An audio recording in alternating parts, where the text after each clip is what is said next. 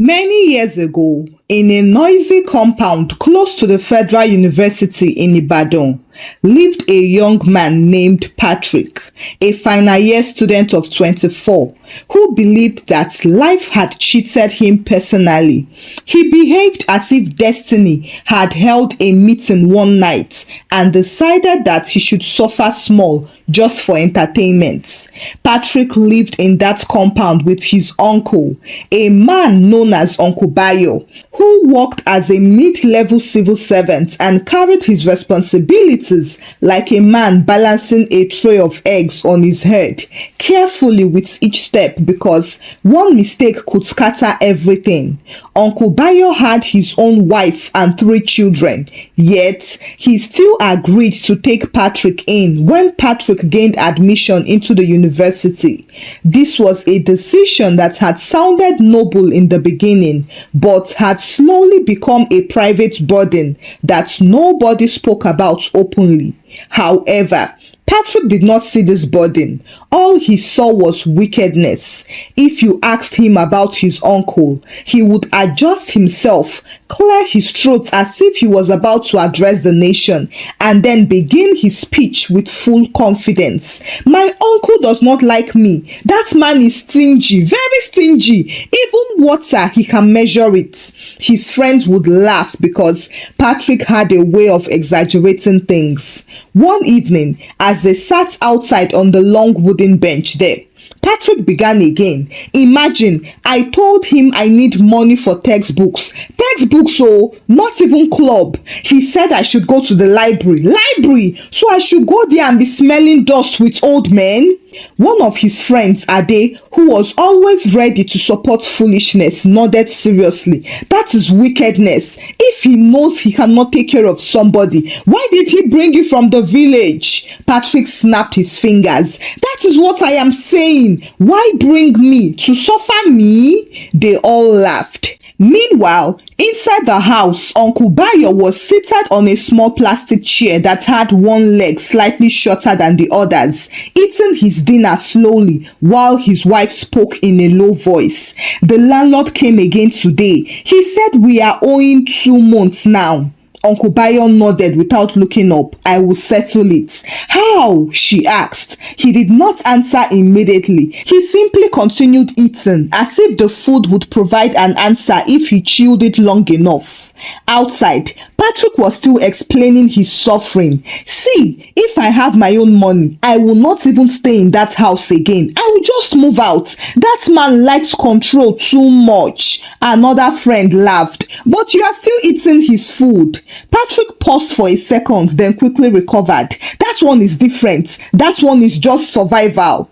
Patrick stood up, stretched his body as if he had carried the whole country on his shoulders, and then walked into the house with a face that already looked offended before any conversation even started. He found Uncle Bayo sitting in the living room, going through some papers. Without thinking, he dropped his bag and said, "Uncle, I need money."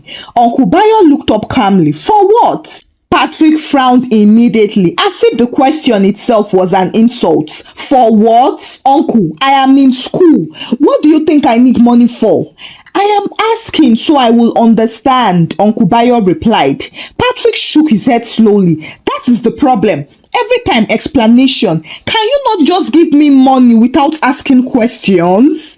Uncle Bayo leaned back slightly and asked, how much? 20,000 naira. His uncle froze for a second, then said, Patrick, I do not have that kind of money right now.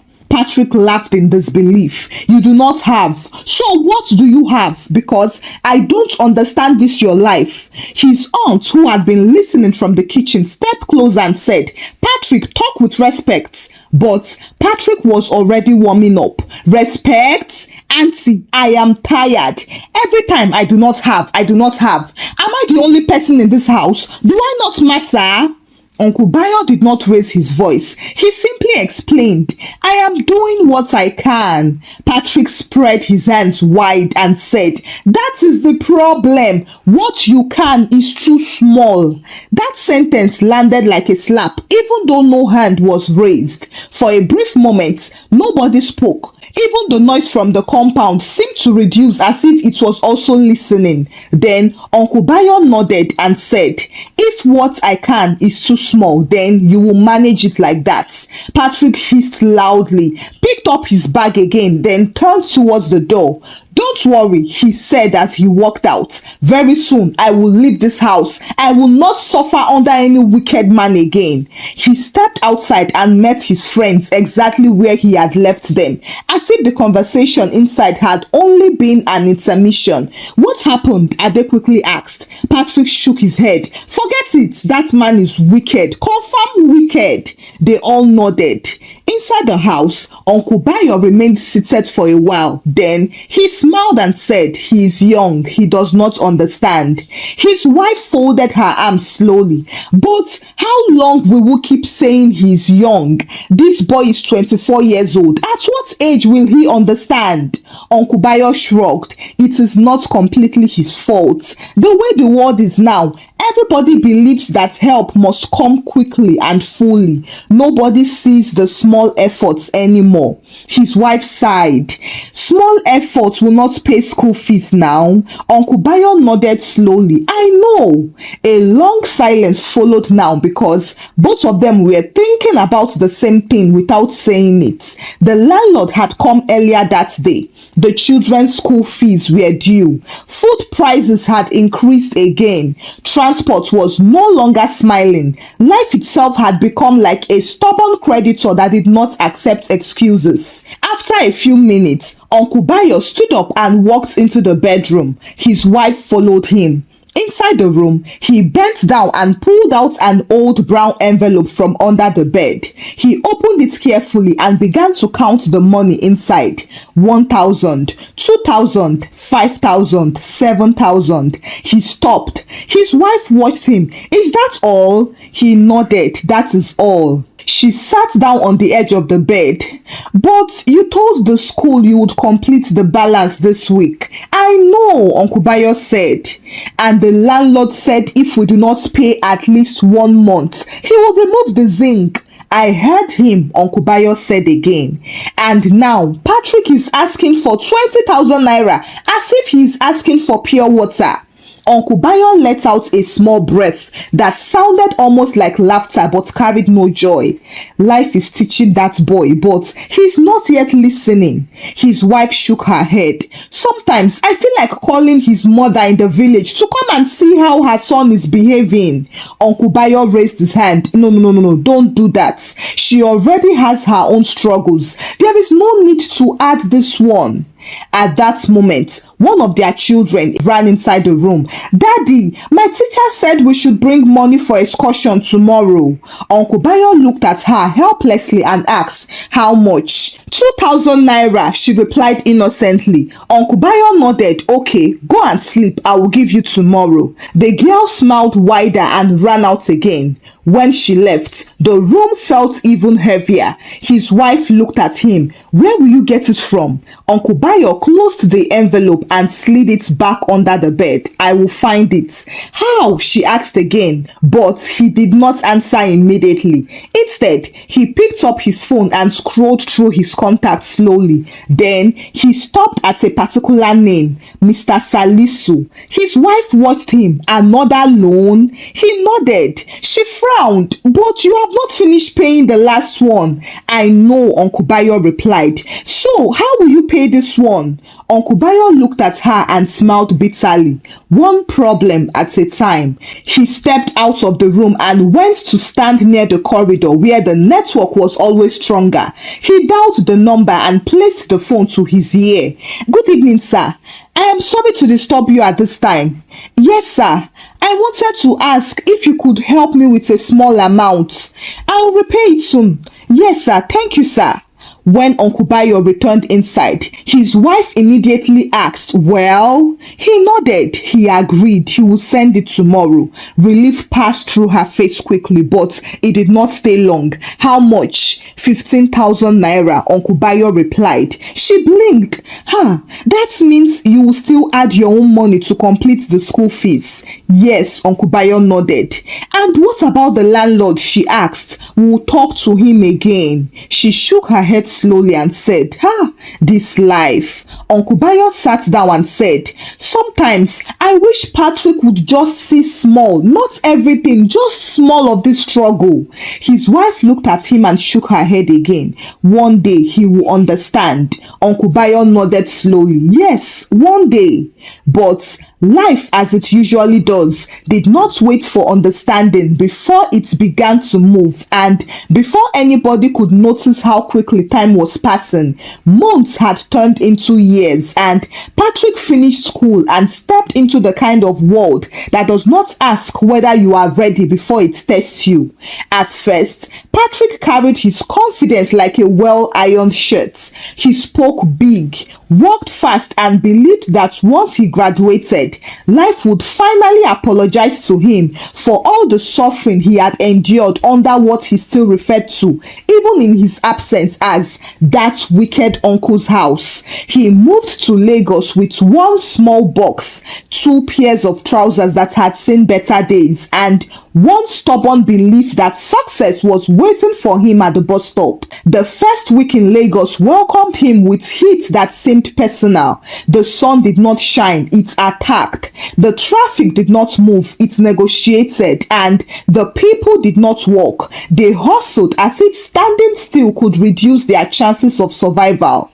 Patrick looked around and smiled to himself confidently. This place is for me. But by the second week, that smile had reduced slightly, and by the third week, it had started asking questions. Patrick stayed with a distant friend in a small room that could not comfortably contain both human beings and their dreams at the same time. The mattress was thin, the fan was just for decoration, and the landlord had a habit of appearing suddenly to remind them that rent was not a suggestion.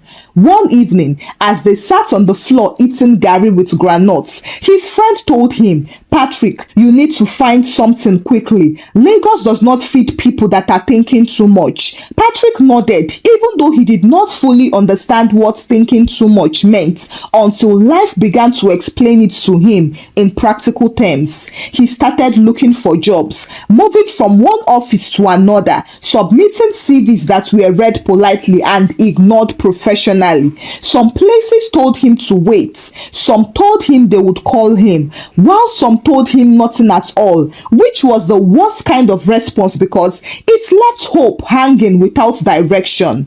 One afternoon, after walking under the sun until his shirt had surrendered to sweat, Patrick entered a small office where a man sat behind a table that looked older than the country itself. Good afternoon, sir. Patrick greeted, trying to sound confident. The man looked up slowly. Yes, I came to ask if there is any opening. I can work. I am a graduate. The man nodded as if he had heard that sentence too many times to be impressed. Graduate of what? Patrick mentioned his course. The man leaned back slightly. What is your experience? Patrick hesitated and then said, I don't really have any, sir, but I am hardworking. The man smiled. Everybody is hardworking until work starts. Patrick laughed small, even though the joke did not land well in his chest. There is no space here, the man continued. But if you are serious, you can come and assist for now. No salary, but you will learn. Patrick blinked. No salary? Yes, you will learn. Patrick thanked him politely and stepped outside. But as soon as he reached the street, his face changed. No salary? Is it knowledge I will use to pay rent? That evening, as he sat with his friend again, he narrated the story with frustration. Can you imagine? No salary, just come and learn. Learn what? Suffering? His friend laughed. Welcome to Lagos. After many weeks, Patrick began to adjust abnormally. He reduced how often he ate and started calculating transport before stepping out. He learned how to stretch 1,000 naira until it behaved like 5,000 naira. Slowly, the world began to peel away his earlier confidence by repetition. One night, after a long day that had produced no results, Patrick lay on the mattress staring at the ceiling that had cracks shaped like maps of countries nobody wanted to visit. His friend was already asleep. Patrick turned to the wall and whispered to himself, This thing is not easy. Now, that was the first honest sentence he had said in a very long time. Fortunately, days later, he finally got a small job through a connection. He would be assisting in a logistic company where his duties were not clearly defined, which meant he did everything and anything. He carried packages, followed drivers, answered calls, and sometimes stood outside under the sun waiting for instructions that arrived late or never at all. The pay was small, but it was something. The first day he received his salary, he held the envelope for a moment before opening it, as if the act required emotional preparation. When he counted the money, he stared at it numbly. "Is this all?" he asked the supervisor. The man shrugged. "That is what we agreed." Patrick nodded slowly.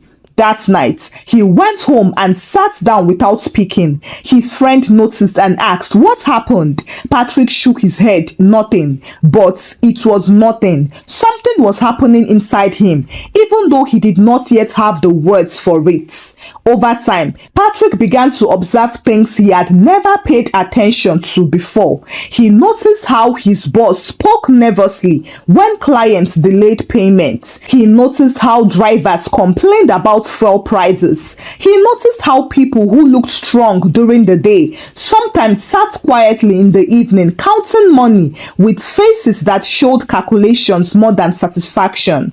One afternoon, as he sat in the office alone waiting for instructions, his phone vibrated. It was a message from home. His auntie texted, "Patrick, how are you? We thank God for you. Uncle has finally paid your school clearance balance. He said you should focus and do well." Patrick stared at the message. Then he read it again. "Uncle paid your school clearance balance finally." He leaned back slowly. For a brief moment, something tried to rise inside him. Something that looked like realization. Something that wanted to connect the past events with present reality. But just like before, pride quickly stood up and blocked the way. He locked his phone and dropped it on the table. "They have started again," he muttered, trying to make it look like he helped me. He stood up and walked outside as if movements could prevent those thoughts from settling. But life was still patient with him. It did not argue. It simply continued to show him things one after another until the picture became clearer, even if Patrick was not yet ready to admit what he was saying. As the months went by, Patrick's job became less about pride and more about survival. And although he still complained sometimes, the complaints had reduced because energy itself had become something he could no longer waste carelessly. He woke up early, rushed through traffic, followed instructions, swallowed small insults, and learned to nod even when he did not agree, because in Lagos, agreements paid better than arguments. One afternoon, his boss called him into the office and instructed, "Patrick, you will follow Musa to Apapa today. There is a delivery issue. Make sure it is resolved." Patrick nodded, "Yes, sir." As he stepped out, he joined Musa, a driver who had been working with the company for years. They entered the bus and began the journey, but traffic held them like a stubborn grip that refused to loosen. As they sat there waiting for the jam to clear, Musa turned to Patrick and shook his head. "This life no easy." Patrick laughed. "Everybody is saying that these days." Musa glanced at him. "You think it is a joke?" Patrick raised his hand slightly. "I did not say it is a joke. I am just saying that people complain too much." Musa smiled, then pointed ahead where a man was standing beside a broken down vehicle, arguing loudly with a police officer. "You see that man there?" Musa said. "I can boldly tell you that he borrowed money to buy that bus. Now the engine has spoiled. He has not finished paying his loan. The police are disturbing him. His children are in school. His landlord is waiting. Now tell me, is he complaining too much? Patrick looked at the scene and for a moment, he did not respond. Then he said, everybody has their own problem. Musa nodded. Exactly. So when somebody is doing something small for you, don't call it nothing. The words entered Patrick's ears, but as usual, they did not stay long to settle. He looked away, pretending to focus on something else. Later that evening, after they completed the delivery and returned, Patrick was exhausted beyond physical tiredness. He sat outside the office for a while before heading home, watching people move with urgency as if time itself was chasing them.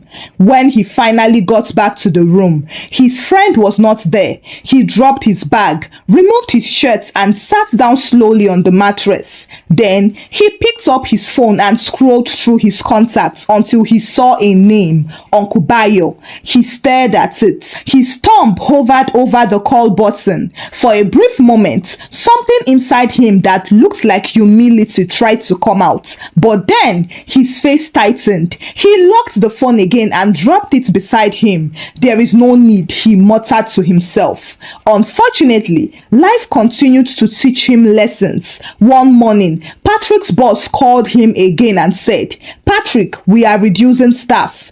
Things are not moving well. We'll call you when there is space. Patrick stood there trying to understand the sentence fully. Sir, what do you mean? The man said, I mean you should stay at home for now. Patrick nodded slowly. Okay, sir. He stepped outside and this time the sun felt different. It did not just shine. It pressed down on him as if it wanted to participate in his situation. He walked without direction for a while, but his mind was moving faster than his legs. Questions came, but answers refused to follow. What will I do now? How will I pay my share of the rent? What will I eat? For the first time, the ground beneath him did not feel stable. That evening, when he returned to the room, his friend noticed immediately. What happened? Patrick sat down. I lost the job. His friend exhaled slowly.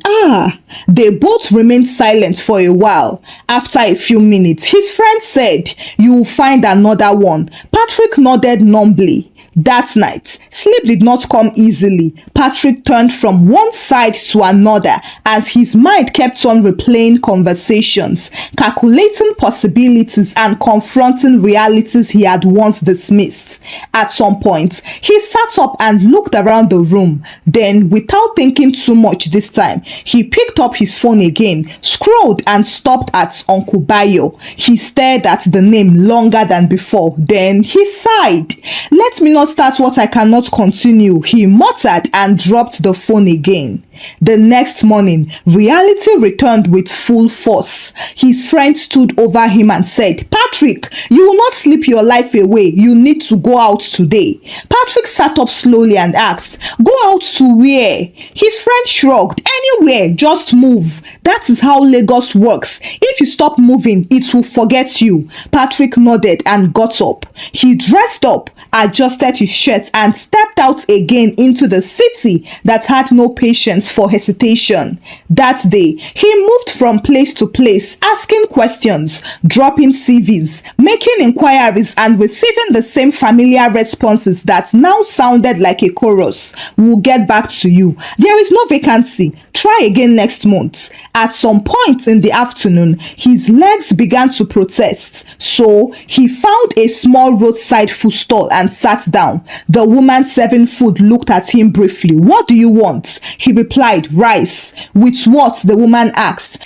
Patrick paused for a second to calculate his pockets and said, just you. The woman served him without respect and Patrick began to eat slowly, not because he wanted to enjoy the food, but because he needed it to last. As he sat there, he watched other people around him. There were men discussing business loudly. A young woman was arguing on the phone about money. and a small boy was carrying a tray of sachet water for sale. Patrick looked at the boy for a moment, then he shook his head slightly. "This life," he muttered under his breath.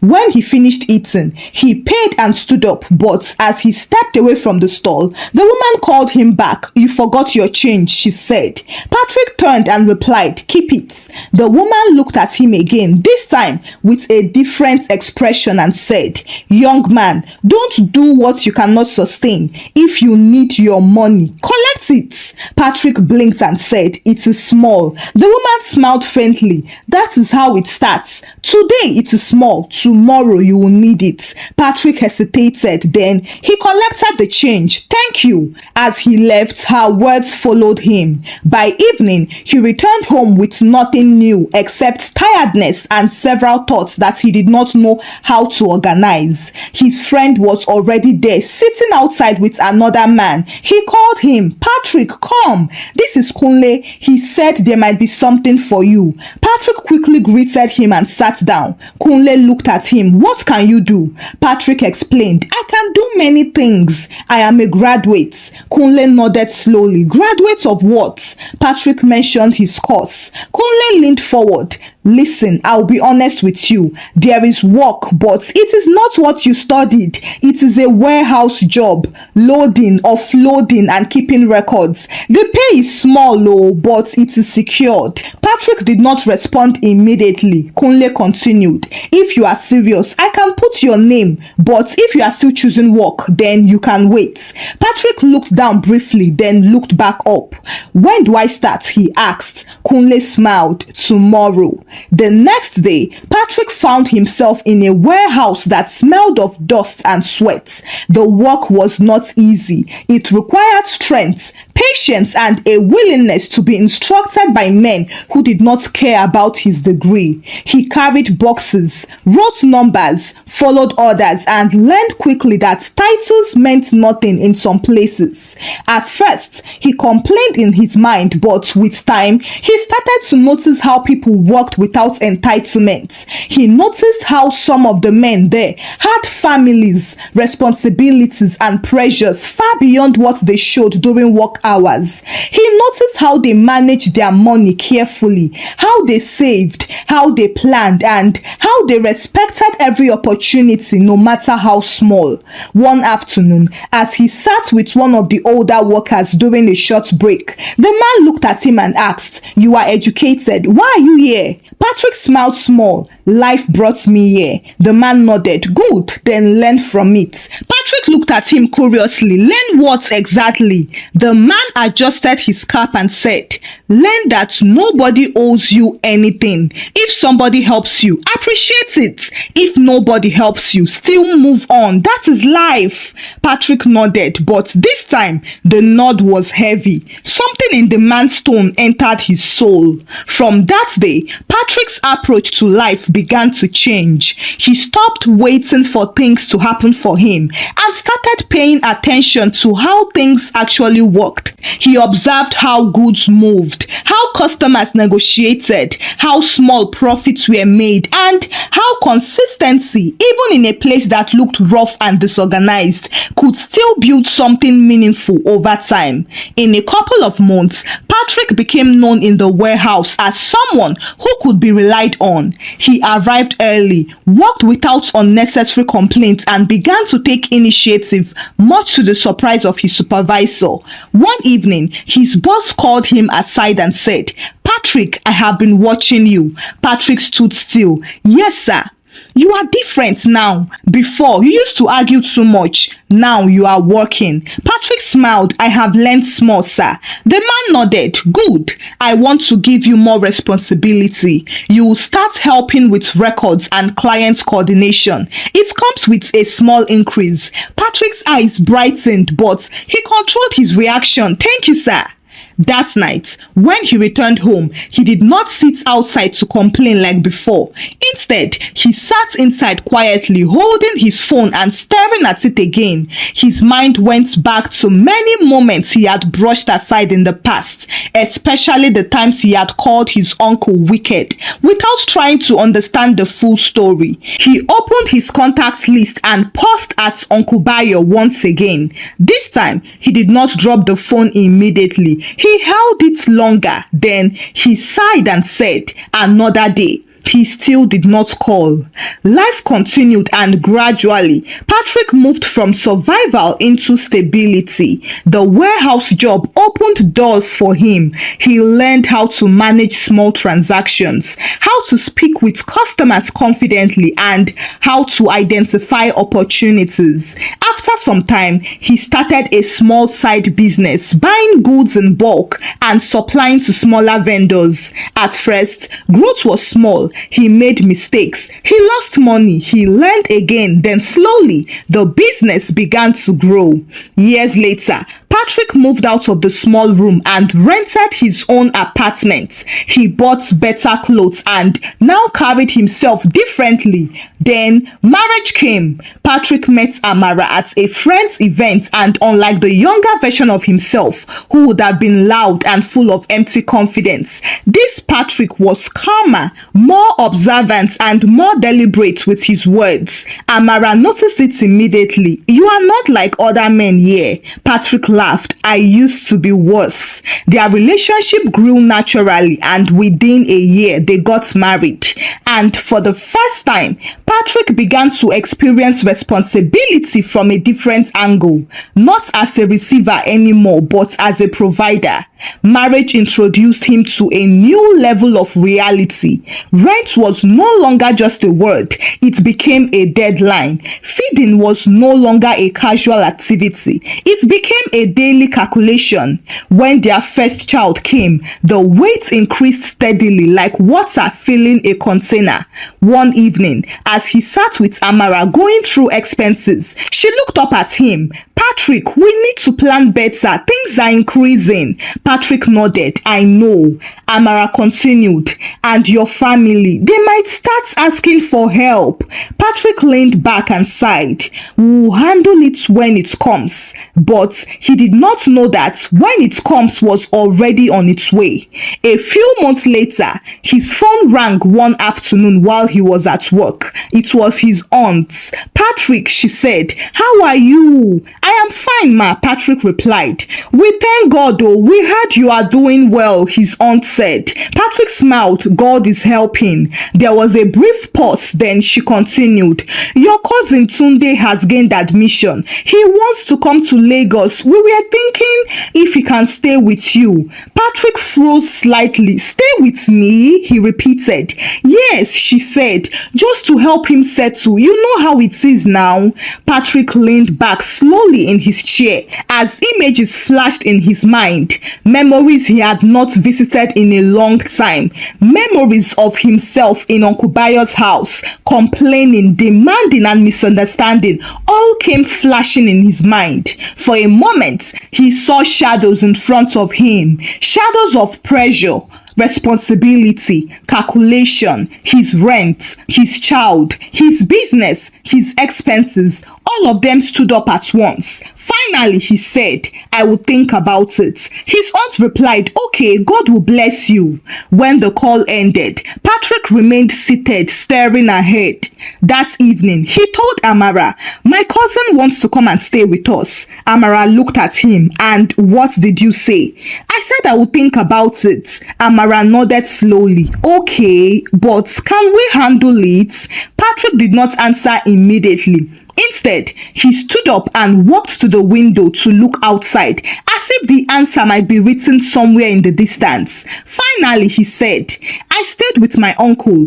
If he did not help me, where would I be today? Amara asked, so you will help him? Patrick sighed, yes, I will help him. At that moment, the decision felt right and noble. It felt like a correction of the past, as if he was about to rewrite a story that had once painted him as a victim. He even told himself quietly that he would not repeat the mistakes he believed his uncle had made, and he promised in his heart that this boy will not sit somewhere one day and call him wicked. A week later, Tunde arrived. He came with one medium-sized bag, a bright face full of expectations, and the kind of excitement that belonged to someone who had not yet met life properly. He greeted Patrick with enthusiasm and greeted Amara respectfully, then stepped into the house and looked around, admiring it. Uncle, this place is fine, oh, Tunde said. Patrick smiled. You have not seen anything yet. Just settle down first. At the beginning, everything was smooth. Patrick provided him with a place to sleep, food to eat, and guidance on how to move around the city. He even took his time to explain things patiently. Lagos is not like the village, oh, he told him one evening. You must be sharp. You must be disciplined. Nobody will carry you. Tunde nodded eagerly. I understand, uncle. And for a short while, it seemed like understanding had truly entered his head. However, life does not take long to reveal patterns. Within a few weeks, Tunde started to make small requests. Uncle, I need money for handouts. Patrick gave him. Uncle, I need to buy textbooks. Patrick gave him again. Uncle, my friends are doing something. I don't want to be left out. Patrick paused that time, but then he still gave him, even though his face had already started to change. Months later, the request grew more confident, more frequent, and less explained. One evening, as Patrick returned from work, tired and already calculating expenses in his head, Tunde approached him. Uncle, I need 50,000 naira. Patrick stopped. For what? Tunde hesitated briefly. For business. Patrick looked at him carefully. What business? Tunde waved his hand lightly. It is something my friends are doing. It will bring money. Patrick's face tightened slightly. This exact tone, this exact attitude, the exact lack of clarity, all of it felt familiar, although he did not immediately admit it to himself. What kind of business? He asked again. Uncle, you will not understand, Tunde replied. That sentence landed heavily. For a moment, Patrick looked at him impatiently, already irritated. I will not understand, he repeated. Tunde shrugged. It is something new. I just need support. Patrick laughed dryly. You want support without understanding. That is what you want. Tunde did not respond immediately, but his expression showed mild frustration. Then he said, You are my uncle now. You are supposed to support me. That was when the pressure that had been building deep inside Patrick finally found its voice. Supposed to? Do you know how I am managing this house? Do you know how many things I am handling? Tunde looked surprised. I am not saying you are not trying, but what? Patrick cut in. But you can do more now, Tunde said. Amara, who had been listening from the side, stepped in gently and said, Both of you, calm down. But the deed had already been done. Patrick shook his head slowly and said, This is how it starts. You people will not see anything until you suck the person's blood dry. Tunde frowned. Uncle, I am not ungrateful. Patrick laughed and said, You are already ungrateful. The room became still. Then Tunde said, You are just like those wicked uncles people complain about. Kai! The words entered Patrick's chest like something heavy and sharp at the same time. For a brief moment, nobody spoke. Amara looked from one face to the other nervously. Patrick did not respond immediately. He just stared at Tunde, but what he was seeing was no longer just the boy in front of him. He was seeing himself. The memory returned clearly, as if time had folded itself. You are a wicked man. His own same voice from years ago echoed inside him. He blinked rapidly in a second, but instead of his heart softening, something else rose inside him: defense, pride, and justification. He asked, "So I am wicked now?" Tunde did not back down. He just said, "If the shoe fits." Patrick nodded slowly. "Good. Then, since I am wicked, you can find another place to stay." Amara quickly turned. "Patrick, please." But he raised his hand. "I am serious. If what I am doing is not enough, then go and find where it will be enough." Tunde stood there shocked. "Uncle, leave my house," Patrick ordered. The decision was made in that moment, not out of clarity, but out of wounded pride that refused to back down. Within 2 days, Tunde left and the house became quiet again, but not peaceful. One night, Amara told Patrick, "You did not handle that well." Patrick shrugged. He needed to learn. Amara shook her head. "Or maybe you needed to remember." Patrick did not respond.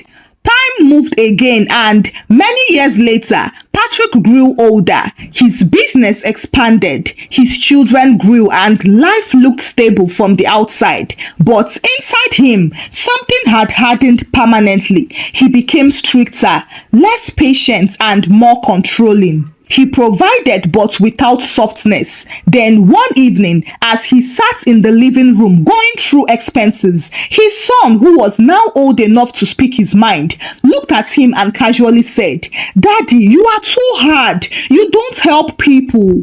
The sentence sounded simple, but it struck. Patrick looked up slowly and asked, "What did you say?" The boy shrugged. "I just said you are too hard. Even when people need help, you always say no."